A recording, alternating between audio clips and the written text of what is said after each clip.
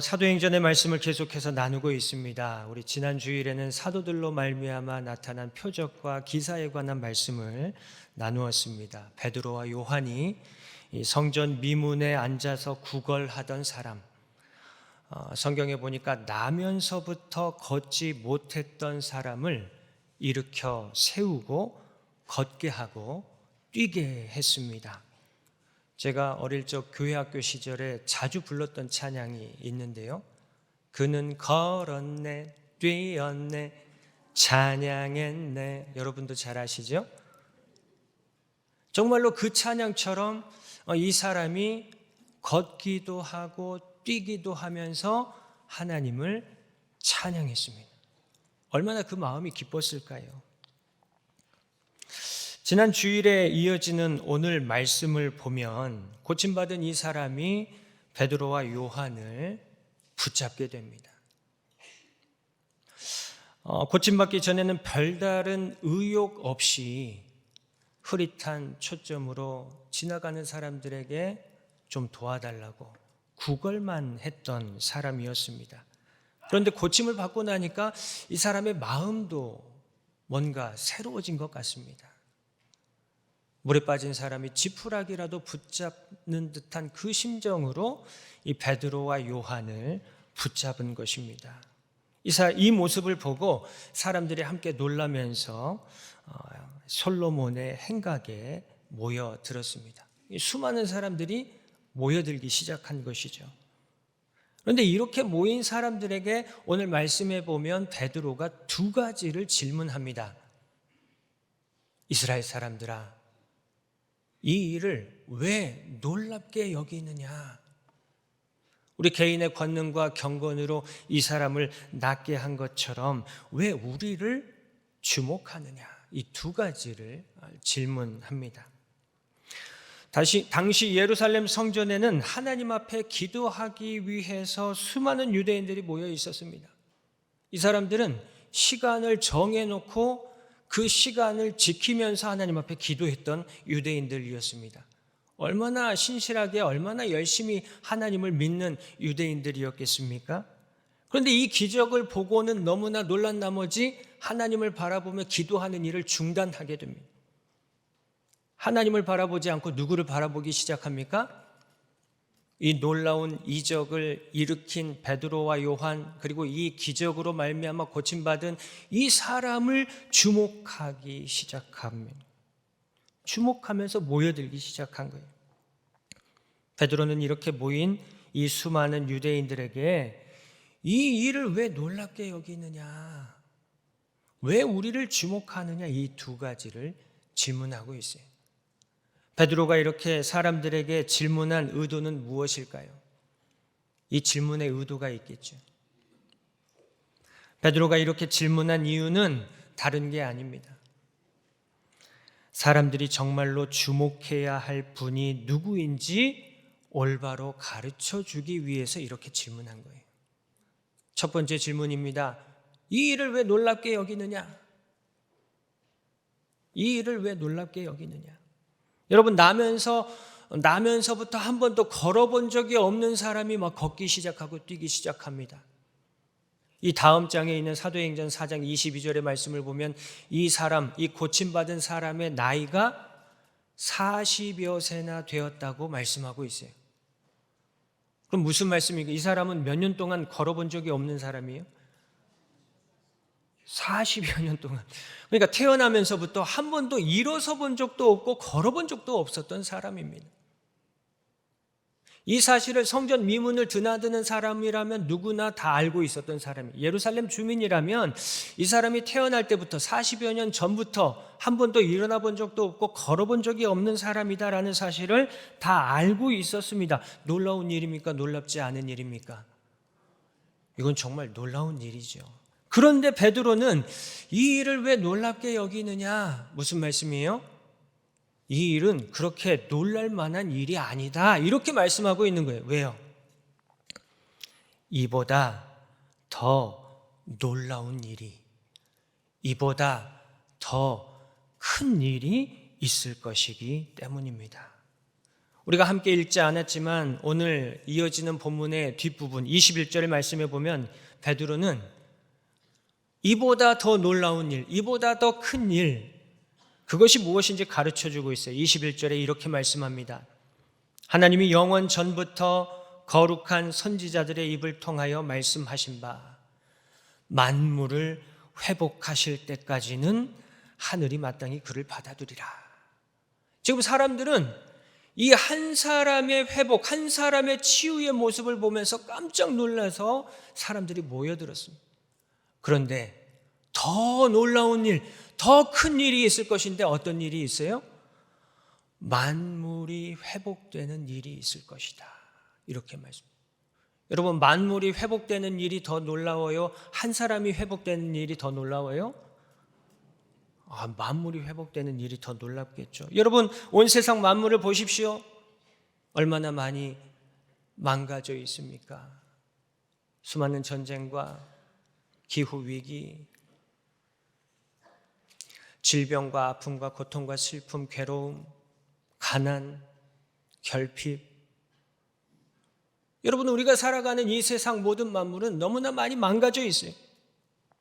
그런데 이 모든 망가진 만물들이 회복이 되는 때가 있을 것이다. 이렇게 말씀하는 거예요. 그게 무엇입니까? 만물이 회복되는 것. 바로 하나님의 나라. 하나님의 나라. 만물이 회복되는 것에 비하면 한 사람 회복되는 것 그렇게 놀라운 일이 아니라는 거예요. 그러므로 베드로가 사람들에게 이 일을 왜 놀랍게 여기느냐 이렇게 질문하고 있는 거예요. 그런데 이 놀라운 일, 만물이 회복되는 일을 누가 이루신다고요? 그래서 두 번째 질문이 나오는 거예요. 왜 우리를 주목하느냐? 왜 우리를 주목하느냐? 이 사람을 회복시키고 걷게 한 것은 우리가 아니다. 누가 이 사람을 걷게 하셨습니까? 나사렛 예수 그리스도께서 이 사람을 걷게 하셨다. 그래서 베드로가 16절의 말씀에 보면 분명하게 이렇게 선포하고 있습니다. 그 이름, 나사렛 예수 그리스도의 이름을 믿음으로 그 이름이 너희가 보고 아는 이 사람을 성하게 하였나니 예수로 말미암아 난 믿음이 너희 모든 사람 앞에서 이같이 완전히 낫게 하였느니라. 아멘. 이 사람 걷게 하신 것은 예수님이시다. 이 사람을 걷게 하신 예수님께서는 앞으로 이보다 더 놀라운 일, 이보다 더 큰 일을 이루실 것인데 바로 만물을 회복하는 일이다. 그러므로 이 일을 통해서 우리를 주목할 것이 아니라 이 사람을 고치시고 회복하신 것처럼 만물을 회복하실 예수 그리스도를 주목하라. 베드로는 이렇게 사람들로 하여금 예수님을 주목하게 하기 위해서 이 두 가지 질문을 했습니다. 그리고 이어지는 말씀을 보면 베드로는 계속해서 누구에 대해서 선포하고 있냐면 예수님이 누구이신지 예수 그리스도에 대해서 계속해서 선포합니다. 먼저 예수님은 하나님의 종이시다 이렇게 선포합니다. 오늘 13절 상반절의 말씀입니다. 아브라함과 이삭과 야곱의 하나님 곧 우리 조상의 하나님이 그의 종 예수를 영화롭게 하셨느니라. 그의 종 예수, 누구의 종이에요? 하나님의 종이시다. 예수님은 하나님의 종이다. 여러분, 종은 어떤 사람입니까? 주인이 맡긴 일을 열심히 수행하는 사람이 바로 종입니다.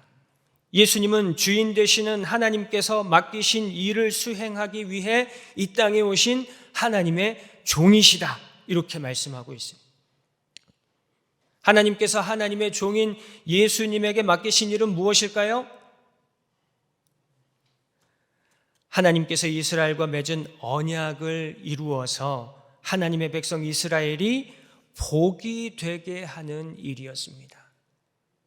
언약을 이루어서 복이 되게 하는 일, 이게 바로 하나님의 종인 예수님께서 이 땅에 오셔서 수행하신 일이었습니다. 오늘 25절부터 26절의 말씀을 제가 한번 읽어드리겠습니다.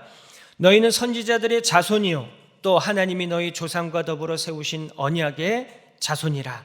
아브라함에게 이르시기를 땅 위의 모든 족속이 너의 씨로 말미암아 복을 받으리라 하셨으니 하나님이 그 종을 세워 복 주시려고 너희에게 먼저 보내사 너희로 하여금 돌이켜 각각 그 악함을 버리게 하셨느니라. 아멘. 하나님께서 아브라함과 언약을 맺으셨습니다. 여러분 잘 아시는 언약이죠. 내가 너로 큰 민족을 이루어 내게 복을 주고 내 이름을 창대하게 하리니 너는 복이 될지라. 땅의 모든 족속이 너로 말미암아 복을 얻을 것이니라. 이게 하나님께서 아브라함과 맺은 언약, 하나님께서 이스라엘과 맺은 언약, 하나님께서 하나님의 백성과 맺으신 언약이었습니다. 이 언약을 이루어서 하나님의 백성이 복이 되게 하기 위해서, 그래서 땅의 모든 족속이 하나님의 백성으로 말미암아 복을 받게 하기 위해서 이 땅에 오신 하나님의 종이 누구예요? 예수님이시라는 거예요. 예수님이 이 일을 이루기 위해서, 이 언약을 이루기 위해서, 그래서 하나님의 백성이 복이 되게 하시고 그 하나님의 백성으로 말미암아 세상이 복을 받게 하시기 위해서 예수님께서 이 땅에 오셨다, 이렇게 선포하고 있습니다. 두 번째로 예수님은 모세와 같은 선지자라고 선포하고 있습니다. 오늘 22절부터 24절의 말씀이에요. 모세가 말하되 주 하나님이 너희를 위하여 너희 형제 가운데서 나 같은 선지자 하나를 세울 것이니 너희가 무엇이든지 그의 모든 말을 들을 것이라. 누구든지 그 선지자의 말을 듣지 아니하는 자는 백성 중에서 멸망받으리라 하였고, 또한 사무엘 때부터 이어 말한 모든 선지자도 이때를 가리켜 말하였느니라. 아멘. 모세는 구약의 인물입니다. 구약 성경에 보면 모세가 말한 모세와 같은 선지자 하나, 이 모세와 같은 선지자 하나는 누구를 가리키냐면 모세의 뒤를 이어서 이스라엘의 지도자가 된 여호수아를 가리키고 있습니다. 구약 성경은 히브리어로 쓰였고 신약 성경은 헬라어로 쓰였는데요, 구약 성경에서 이 여호수아, 히브리어로 쓰여진 이 여호수아, 히브리어 여호수아를 헬라어로 쓰면 예수가 됩니다. 참 재미있죠. 그래서 초대교회 성도들은 모세가 말한 모세와 같은 선지자든 바로 예수님에 관한 예언이다, 이렇게 생각을 했습니다. 모세와 같은 선지자, 누가요? 예수님이. 예수님은 바로 모세와 같은 선지자다, 이렇게 선포하고 있습니다. 여러분, 선지자는 어떤 사람입니까? 선지자, 하나님의 말씀을 대언하라고 하나님께 보냄을 받은 사람이 바로 선지자입니다. 하나님의 말씀을 대언하는 사람입니다. 그래서 선지자는 이스라엘 사람들의 죄를 지적하고 회개를 촉구하면서 하나님의 구원에 참여하고 하나님 나라를 이루도록 이스라엘 백성들을 격려하는, 하나님의 말씀을 대언함으로 이스라엘 백성들이 올바른 길을 갈 수 있도록 계속해서 하나님의 말씀을 전해주는 사람이 바로 선지자였습니다. 실제로 예수님께서 이 땅에 오셔서 선포하신 복음의 말씀, 마가복음에 보면 어떤 말씀이었습니까? 하나님의 나라가 가까이 왔으니 회개하고 복음을 믿으라. 이게 바로 예수님께서 전하신 복음의 말씀이었습니다. 때가 찼고 하나님의 나라가 가까이 왔으니 회개하고 복음을 믿으라. 하나님 나라를 선포하면서 회개를 촉구한 것이죠. 이렇게 예수님은 하나님의 선지자시다, 이렇게 가르쳐주고 있습니다. 그렇다면 예수님은, 유대인들은 하나님의 선지자인 예수님을 영접해야 합니까? 거절해야 합니까? 당연히 영접하는 것이 마땅했을 것입니다. 그런데 유대인들은 예수님을 영접하지 않고 예수님을 거부하고 심지어는 예수님을 죽이기까지 했습니다. 그래서 베드로는 너희가 이 예수를 바로 죽였다, 이렇게 지적하고 있어요. 그래서 예수님은 유대인들이 거부하고 죽인 자라고 선포하고 있어요. 오늘 13절부터 15절 상반절의 말씀입니다. 아브라함과 이삭과 야곱의 하나님, 곧 우리 조상의 하나님이 그의 종 예수를 영화롭게 하셨느니라.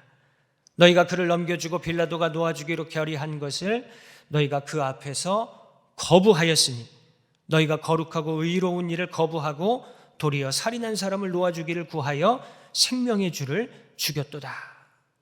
너희들이 생명의 주를 죽였도다. 예수님은 우리를 복되게 하고 구원받게 하고 하나님 나라를 누리게 하시는 거룩하고 의로우신 하나님의 종이요 하나님의 선지자이신데, 유대인들은 그 예수님을 거부할 뿐만 아니라 심지어 십자가에 못 박아 죽였다라고 지적하고 있습니다.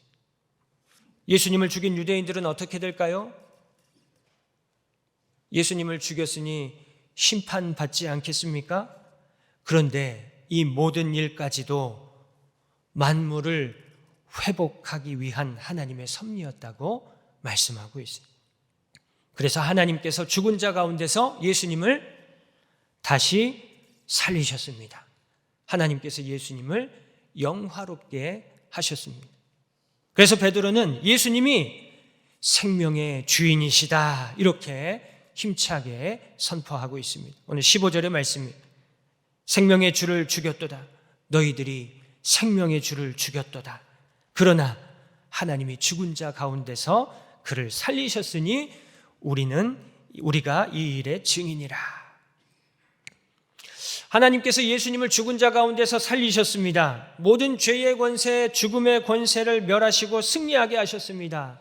그래서 예수님께서 부활하셨습니다. 다시는 죽음이 없는 영원한 생명, 부활의 첫 열매가 되셨습니다. 그래서 예수님은 생명의 창시자요 생명의 주인이시다 이렇게 선포하는 거예요. 부활하셔서 생명의 주인 되신 이 예수님께서 태어날 때부터 장애를 가진 이 사람을 너희 모든 사람 앞에서 완전히 낫게 하셨다. 이 사람만 회복하시는 것이 아니라 앞으로 정하신 때에 세상에 다시 오셔서 만물을 회복하시고 하나님 나라를 완성하실 것이다. 오늘 20절, 21절의 말씀에서 선포하고 있습니다.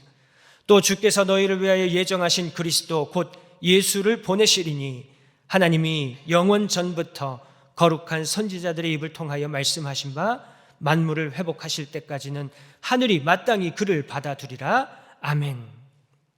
성전에 모였던 모든 사람들은 눈에 보이는 기적, 눈에 보이는 사도들만 주목하면서 놀랐습니다.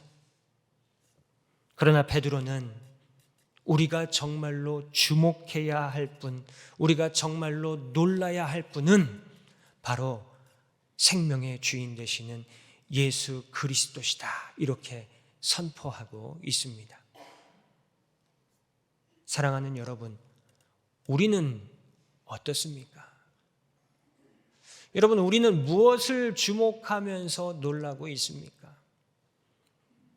오늘 성경 말씀에 성전에 모였던 수많은 유대인들처럼 눈에 보이는 현상, 눈에 보이는 기적, 눈에 보이는 사람을 주목하면서 놀라고 있습니까? 아니면 베드로가 선포하고 있는 것처럼 우리 눈에 보이지 않지만 우리를 언약 백성으로 불러주시고 복이 되게 하시고 우리 눈에 보이는 세상 모든 만물을 주관하시며 다스리시고 만물을 회복하시고 하나님 나라를 완성해 가시는 그 예수님을 주목하면서 놀라고 계십니까? 오늘 말씀을 통해서 우리는 이 내용, 이 질문에 대해 깊이 생각해 봐야 합니다. 나는 지금 무엇을 주목하면서 놀라고 있는가? 나는 지금 무엇을 주목하면서 놀라고 있는가? 사람은 누구나 자기가 보는 것에, 자기 눈으로 보는 것에 큰 영향을 받습니다. 그래서 무엇을 주목하느냐가 정말로 중요합니다. 여러분, 주목한다는 말은 관심을 갖고 주의 깊게 살펴본다는 뜻입니다. 관심을 갖고 주의 깊게 살펴보는 것, 그것이 바로 주목하는 거예요. 사람은 자기가 주목하는 것을 믿고 자기가 주목하는 것을 따라 살아갑니다. 오늘 성경을 통해 하나님께서는 우리가 주목해야 할 대상이 우리 눈에 보이는 어떤 기적이나 사람이 아니라고 말씀하고 있어요. 우리가 주목해야 할 대상은 하나님의 종인 예수님, 모세와 같은 선지자이신 예수님, 생명의 주가 되셔서 만물을 회복하실 예수님이라고 선포하고 있습니다. 하나님은 사람을 통해 기적을 베푸시는 분이십니다. 하나님께서 기적을 베푸시는 목적이 중요합니다. 하나님께서 왜 기적을 베푸십니까? 예수님을 주목하게 하셔서 죄에서 돌이켜 새롭게 되고 복이 되고 하나님 나라에 동참하게 하시기 위해서 기적을 베푸시는 거예요. 그런데 많은 사람이 표적과 기사가 일어나면 예수님을 주목하기보다는 눈에 보이는 현상, 눈에 보이는 기적, 눈에 보이는 사람만 주목합니다. 눈에 보이는 기적, 눈에 보이는 사람을 쫓아갑니다. 눈에 보이는 현상과 사람을 믿습니다. 그런 우리에게 예수님께서 이렇게 경고하셨습니다. 마태복음 24장 24절의 말씀이에요. 거짓 그리스도들과 거짓 선지자들이 일어나 큰 표적과 기사를 보여 할 수만 있으면 택하신 자들도 미혹하리라. 거짓 선지자들, 거짓 그리스도인들이 일어날 것인데 그들도 표적과 기사를, 그것도 큰 표적과 기사를 보일 수 있다고 말씀하셔요. 무엇을 위해서요? 택하신 자들, 믿음의 사람들, 하나님의 백성들까지도 미혹하기 위해서요. 여러분, 우리가 사는 이 시대는 미혹의 시대입니다. 여러분, 미혹에 넘어가지 않도록 우리는 항상 깨어 기도해야 돼요.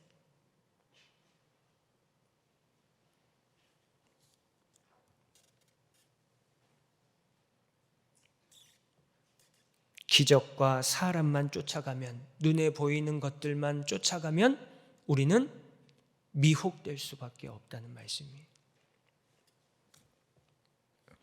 그러므로 우리는 사도 바울의 말씀도 반드시 기억해야 합니다. 고린도후서 4장 18절에 사도 바울이 이렇게 말씀해요. 우리가 주목하는 것은 보이는 것이 아니요 보이지 않는 것이니 보이는 것은 잠깐이요 보이지 않는 것은 영원함이라. 우리가 주목하는 것, 우리 믿음의 사람이 주목하는 것은 눈에 보이는 것이 아니라 눈에 보이는 것은 잠깐 있다가 사라져버리는 헛된 것이라고 말씀합니다. 우리 믿음의 사람들이 주목할 것은 바로 우리 눈에 보이지 않지만 영원한 것, 바로 예수님이라고 말씀하고 있습니다. 우리가 주목해야 할 대상은 우리 눈에 보이는 사람이나 눈에 보이는 현상이 아닙니다. 성경은 우리 눈에 보이는 것을 주목하는 것이 믿음이 아니라고 말씀해요. 보이지 않는 것을 주목하는 것이 참된 믿음이라고 말씀합니다.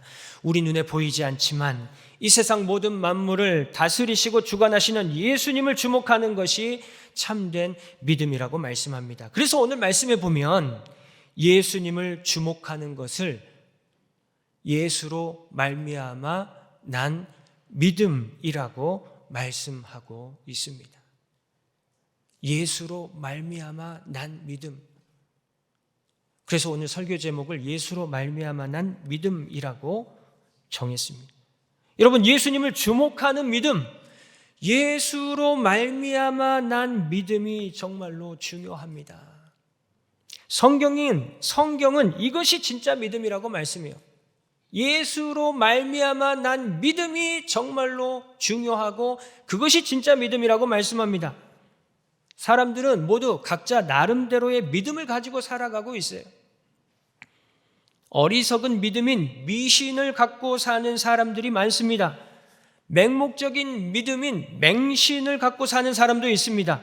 근거 없는 믿음, 과신을 갖고 사는 사람도 있으며 자기 생각을 확신하는 신념으로, 자기 신념으로 사는 사람도 있습니다. 확률과 통계를 믿는 믿음으로 사는 사람, 수많은 이념과 사상적 믿음, 종교적 신념을 갖고 사는 사람들도 있습니다. 심지어는 무엇도 믿어서는 안 된다는 불신을 가지고 살아가는 사람도 있습니다. 어떤 형태로든지 각자 나름대로 다 믿음을 가지고 살아갑니다. 그런데 그러한 믿음은 모두 그냥 내 믿음이에요. 내 믿음. 여러분, 성경은 내 믿음으로 구원받는다고 말씀하지 않아요. 누구를 믿는 믿음으로 구원받는다고 말씀해요? 예수님을 믿는 믿음으로 구원받는다고 말씀해요. 여러분, 내 믿음이 아니에요. 예수님을 믿는 믿음으로 구원받는 거예요. 내 믿음으로 구원받는 게 아니에요. 예수로 말미암아 난 믿음을 가질 때 구원을 받는 줄로 믿습니다. 여러분, 믿음은 나로부터 시작되는 것이 아닙니다. 믿음은 믿음의 대상으로부터 시작이 되는 거예요. 여러분, 우리의 신앙이 잘못된 길로 가고 있다면 그 이유는 우리의 믿음이 예수로 말미암아 난 믿음이 아니라 그냥 내 믿음이 있기 때문에 그래요. 그러니까 우리는 자꾸 잘못된 길로 갈 수밖에 없는 것입니다. 우리의 믿음이 잘못된 길을 가면 그 결과는 다른 사람을 죽이는 결과를 낳게 됩니다. 여러분, 믿음은 생명과 직결되어 있는 거예요. 올바른 믿음을 가지면 살아납니다. 잘못된 믿음을 가지면 죽습니다. 나만 죽는 게 아니라 내 주변에 있는 사람까지도 죽이게 됩니다. 그게 바로 유대인들의 믿음이었어요. 유대인들은 자기들의 믿음을 가지고 누구를 죽였어요? 하나님의 종을 죽였어요. 모세와 같은 선지자를 죽였어요. 예수님을 죽였다는 것이. 예수로 말미암아 난 믿음은 죽이는 믿음이 아니에요. 어떻게 하는 믿음이에요? 살리는 믿음. 나도 살아나고 내 주변에 있는 사람도 살리는 믿음이 바로 예수로 말미암아 난 믿음입니다. 사랑하는 여러분, 여러분의 믿음은 어떤 믿음입니까? 여러분, 우리가 지금 수년 동안 신앙생활을 하고 있지 않습니까? 이 설 명절에도 하나님 앞에 나와서 예배드리고 있어요. 믿음이 있기 때문에 그렇죠. 그런데 우리의 믿음이 어떤 믿음이냐? 예수로 말미암아 난 믿음입니까? 정말로 예수로 말미암아 난 믿음을 갖는 저와 여러분, 우리 신한교회가 되기를 주님의 이름으로 간절히 축원합니다. 다른 믿음은 안 돼요. 다른 믿음은 안 돼요. 예수로 말미암아 난 믿음이어야 합니다. 여러분, 어떻게 하면 예수로 말미암아 난 믿음을 가질 수가 있습니까? 여러분, 먼저 내 믿음이 정말로 예수로 말미암아 난 믿음인지를 점검해 봐야 합니다. 여러분, 어떻게 점검할 수 있어요? 간단해요. 내 믿음이 내 주변의 사람들을 살리고 있는지 그거 보시면 바로 확인할 수 있습니다. 내 믿음이 나를 살리고 있는가? 내 믿음이 내 주변에 있는 사람들을 살리고 있는가? 내 주변에 있는 사람들을 살리고 나를 살리고 있다면 내 믿음은 예수로 말미암아 난 믿음인 줄로 믿습니다. 혹시 내가 가진 믿음이 예수로 말미암아 난 믿음이 아니어서 내 믿음으로 나도 죽이고 내 주변에 있는 사람도 죽이고 있다면 어떻게 해야 돼요? 빨리 회개하고 돌이켜야 합니다.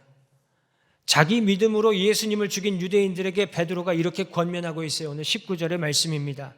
그러므로 너희가 회개하고 돌이켜 너희 죄 없이 함을 받으라. 이같이 하면 새롭게 되는 날이 주 앞으로부터 이를 것이요. 회개하고 돌이키면 새롭게 될 줄로 믿습니다. 회개하고 돌이키면 우리 주님께서 우리를 새롭게 하실 줄로 믿습니다. 두 번째로, 예수로 말미암아 난 믿음 갖기 위해서 어떻게 해야 합니까? 우리의 믿음이 예수로 말미암아 나기 위해서는 예수님을 올바로 알아야 되겠죠. 유대인들이 예수님을 죽인 원인에 대해서 베드로가 뭐라고 말씀하고 있냐면 너희가 알지 못해서 그러했다, 이렇게 이야기합니다. 알지 못하면 올바른 믿음을 가질 수가 없어요. 예수님을 올바로 알아야 우리의 믿음이 예수로 말미암아 날 수 있습니다. 여러분, 예수님 올바로 알기 위해서 어떻게 해야 합니까? 예수님은 말씀이 육신이 되어 우리 가운데 거하시는 분이시죠. 성경을 아는 일에 힘쓰면 예수님을 올바로 알 수밖에 없습니다. 성경을 열심히 읽고 성경을 열심히 공부하고 성경을 열심히 묵상하는 일. 그래서 이 일이 우리 신앙인들에게는 너무나 귀한 일이요, 우리 신앙인들만 누릴 수 있는 특권입니다. 무엇보다도 여러분, 믿음은 내가 믿고 싶다고 해서 믿는 것이 아니에요. 내가 갖고 싶다고 해서 갖는 것이 아닙니다. 믿음은 하나님께서 은혜로 주시는 선물입니다. 그러므로 예수로 말미암아 난 믿음을 주시라고 우리는 하나님 앞에 간구해야 돼요. 하나님, 제가 믿음으로 살고 있다고 하는데 정말로 제 믿음이 예수로 말미암아 난 믿음이 될 수 있도록 저에게 예수로 말미암아 난 믿음을 허락하여 주옵소서. 그래야 올바른 믿음을 가질 수가 있습니다. 우리가 그릇된 믿음을 회개하고 돌이키면 우리에게 새해를 허락해 주시고 새날을 허락해 주신 하나님께서 우리를 용서해 주시고 새롭게 해 주실 줄로 믿습니다. 예수님을 알기를 힘쓰며 예수로 말미암아 난 믿음을 허락해 주시라고 하나님 앞에 간구하면 예수로 말미암아 난 믿음을 은혜로 우리에게 허락해 주실 줄로 믿습니다.